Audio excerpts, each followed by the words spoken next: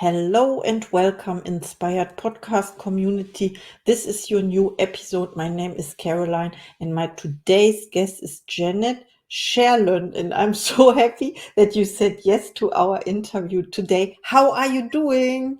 Fine, and my pleasure. Thank you for having me here.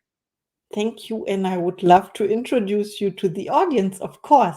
You are a graduate. You have to help me with that name of your university. Is it Colgate? Colgate. Colgate? Yes, Colgate.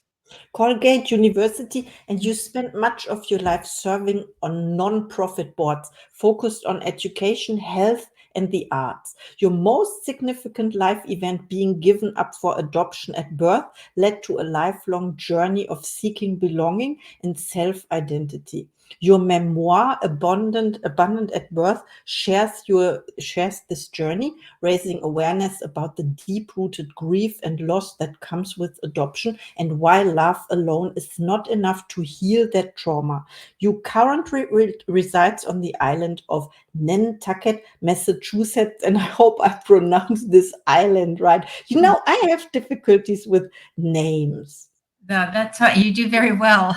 I'm impressed. And you said Nantucket exactly correct.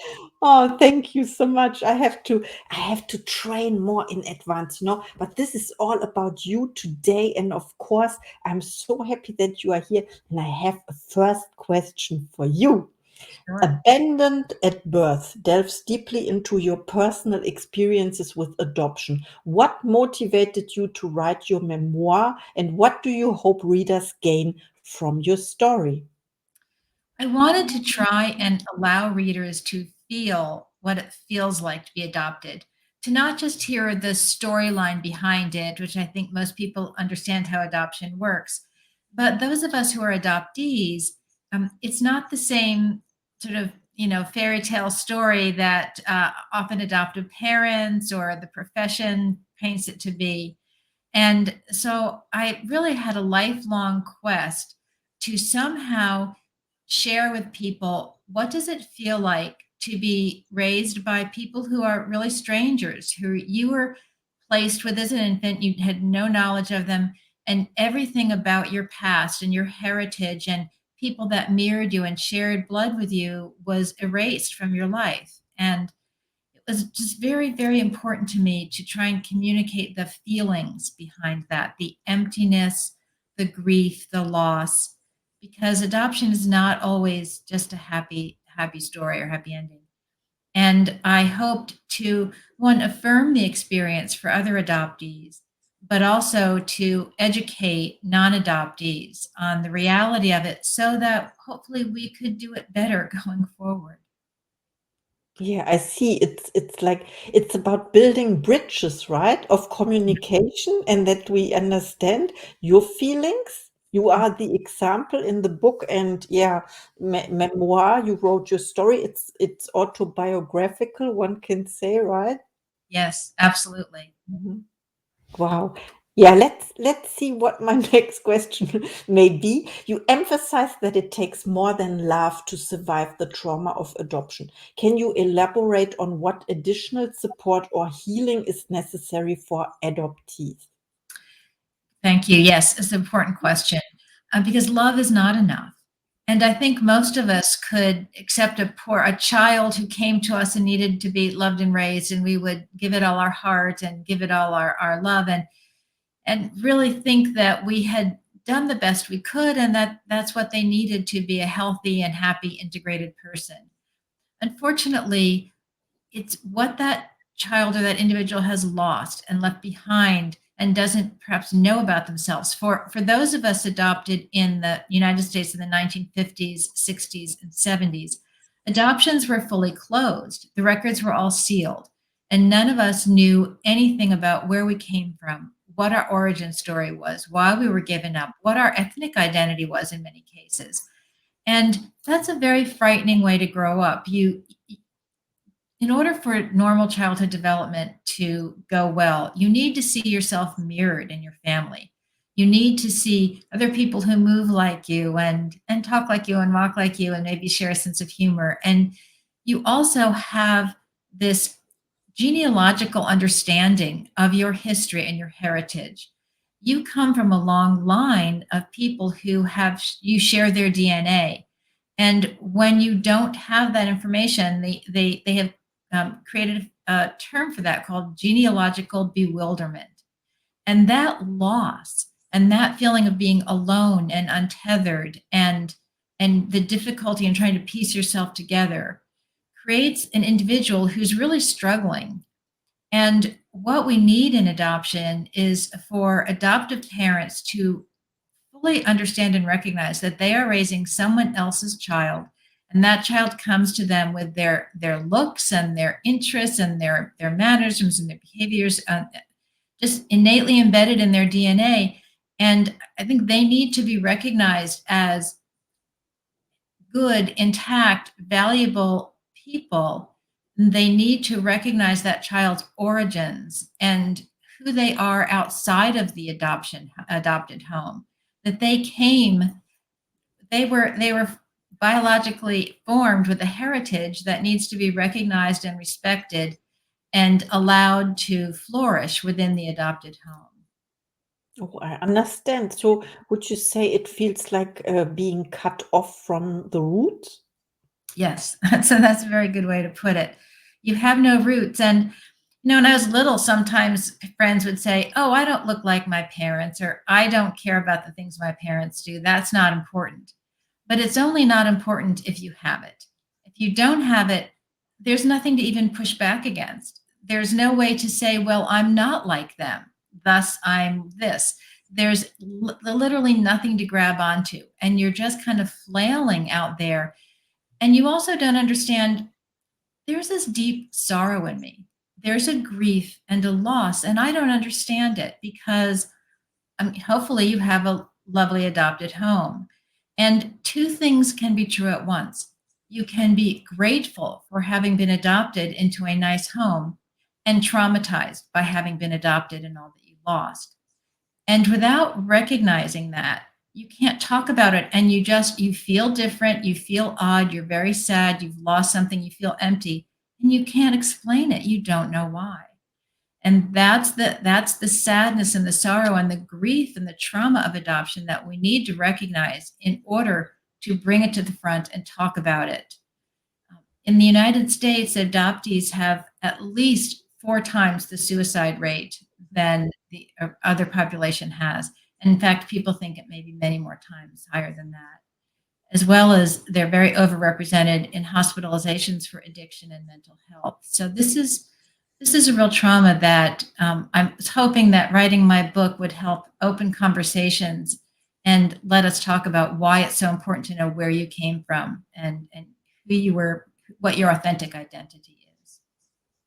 Yeah, so it's a serious topic. I see. I never thought of it that way. Of Mhm. course, you talked about, yeah, when I said in the beginning it's like being cut off, I thought I had the image of a flower. You are a flower, a beautiful flower, but you are cut off, but you are still a flower, you know? And then I thought about what, yeah, it is. And then you have all those heritage, so to say. You talked about DNA, and you don't know where it comes from, and there's no one to ask. You cannot ask Right. because, or you can ask, but there's no answer. Because they don't know, and you don't know where it comes from. And then you talked about gratitude, and yeah, you have to be grateful for being adopted as well. And then at the same time, there's another feeling, but I think also about expectations. Maybe some of the adopters, what is the word? The parents, they expect you to be grateful, and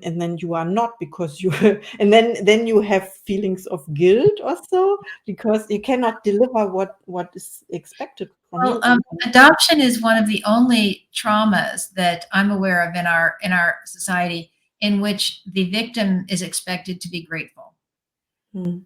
And as I said, there are just two things that can be true at once. I'm very grateful for the adoptive family I grew up in, but I was very traumatized by the lost and disconnected and other feelings, sort of haunting feelings that I had growing up. And one of the big surprises to me when I did, as an adult, meet my biological parents and extended family was how much I was one of them. I mean, I just the physical power of belonging, the seeing yourself, meeting someone that you don't know anything about, but just look into their eyes, and that emptiness is just completely and immediately filled up, and you feel like you've come home, that you are home with your people, and that you are understood, and that you are seen.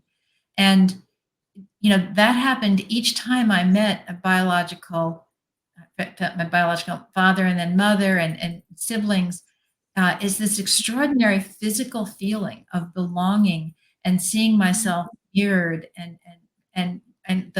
I made sense for the first time in my life. Oh, that's why I look like this, because they look like that. And it's just amazed me how physical belonging is, and how much we need that in order to form the sense of ourselves. Wow, that's very impressive. And I thought about for the first time you recognized yourself and you could identify maybe with the, yeah, you talked, you called it physical yeah, aspect, because of course you can also you can talk to people Mhm, mhm, for at a distance, but mhm, it is different to meet in person. We witnessed this, during COVID. There, there was this. We all witnessed this, so maybe this is similar as well. Let's have a look at my next question. How has your experience of being adopted influenced your work on non-profit boards, particularly in areas like education, health, and the arts? Well, I think that always being adopted influenced everything I did in my life and every choice I made. And it was a driving force in me to learn more about it. I was trying to figure it out. What's wrong? What do I feel? What is this? And I read everything I could get my hands on, and I studied things in college. And I was just hungry to try and find the answer. And so that, in some of the choices I've made for nonprofit work, whether it was supporting mental health or other illness, or education, even in funding programs for mental health support at my university, and those really trying to really having lived through some very terrifying experiences of panic and anxiety as a child, and this feeling of grief and loss, and really wanting to help in whatever way I could to really to mental health, and thus, and I also say physical health, because I think they're often hand in hand. But yes, being adopted influenced and directed almost everything I did in my life. Wow. So you would say, and you talked about decisions, you talked about choices. You would say all your decisions were based on the fact that you were adopted? Well, it was how I was, either successfully or not successfully integrating that. So I, as a child, the chronic stress that I lived under from this just weird, strange feeling of loss and being disconnected, not really belonging, and feelings of abandonment and rejection. Why was I given away? Why did someone not want me? Why am I here with this house? I could be in any other house. It just, um, life was very capricious, and it was scary. And many adoptees struggle with those issues of separation and loss, and trust, and rejection, and so one of the ways my body expressed that chronic anxiety was in terrible panic attacks. And I mean terrible panic attacks, frightening, devastating panic attacks that started when I was about 11 or 12. And so that kind of thing really, like, I couldn't make decisions to go someplace or do something that would frighten me. I was really held back by my fears and the expression of that fear through my body. And I think in so many ways, the anguish that I lived with really hindered my personal growth. And it took many, many years and much reading and understanding, and therapy, and good counseling before I could break free of some of those weights that I really had pulling me down. Mhm. I understand. I also had the word in mind, attachment. You talked about trust, and yeah, how about attachment to your new family, so to say? Yeah, absolutely. There can be a lot of issues about attachment and intimacy. And again, sometimes if no one's ever talked about that with you, you don't know, you just think something's wrong with me. What am I lacking or I'm missing, or why aren't I feeling what I think I should be feeling here? And it's such a relief to find out that you're not alone in this, and that this is very common among people who have lived the same experience you had. And that way you can understand yourself, and you can move through things. You can work on them, and get help for them. But they have to be recognized. They have to be talked about first so that you address them. Wow, yes. That you said something. Yes, you are not alone, and this is so important as a message as well. Now, the subtitle of this podcast is Stories of Change and Success. What would you say? What is the thing that has to be changed in order to improve? You know what I mean? Yeah, Yes. I think I think I think, honesty and openness. And I think in the adoption, constellation, we need to be honest. We need to be honest about what birth mothers experience and the pain of relinquishment for them, and how the political world, even is influencing and trying to influence the decisions they make. We have to educate adoptive parents to understand they're not going to feel the same as they might have with a biological child, that this child is other than them and different. And there are going to be missed beats, or feelings that you don't quite understand, that are normal for this situation. It doesn't mean that you're not a good parent or your child doesn't love you. It's just normal for this situation. And the adoptee has to have all these range of emotions talked about and open, and they have to have their family of origin and their authentic identity recognized and valued, and not hidden shamefully. And I think the more we talk about what all aspects and everyone involved in this is feeling, then we can help them work through it.